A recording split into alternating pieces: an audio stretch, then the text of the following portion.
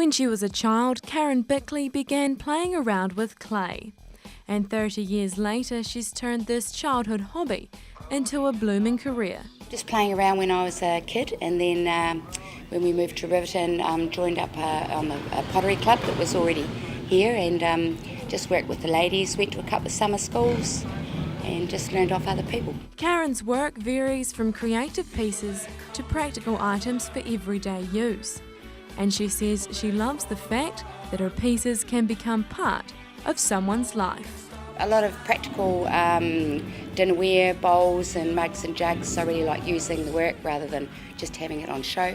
But I do some art pieces when I'm feeling inclined, and that's sort of a longer process. But your bread and butter is like getting set down and throwing, and make a lot of pots by hand as well. I really like making kitchenware for people to use, funky bowls and just relaxed stuff, you know, a lot of handmade.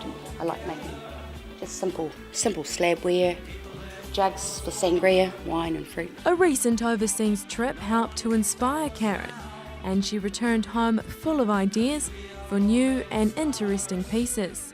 Got quite inspired. We had a holiday in Europe last year, and we went to Greece and over to Spain and Portugal. So I came back and I made a series of pieces kind of like that. I think they're quite neat, quite funky. I'm quite pleased with that. Yeah, it's got a good earthy look. So that's sort of a decorative piece.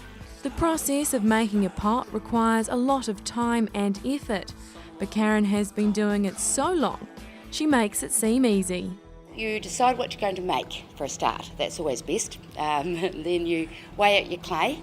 If you're making a series of mugs, there might be 12 ounces of clay per mug.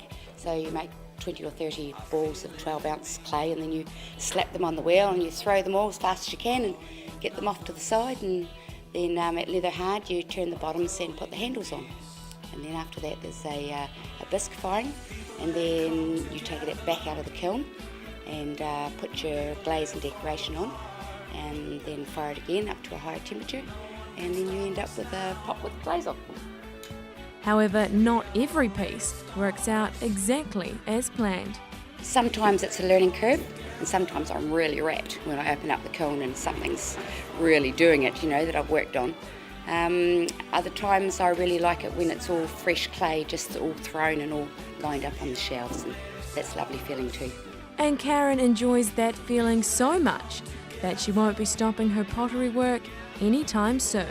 I've been potting for a long time, and I can't see me stopping, so just basically follow the road that I'm on and just carry on with the work here.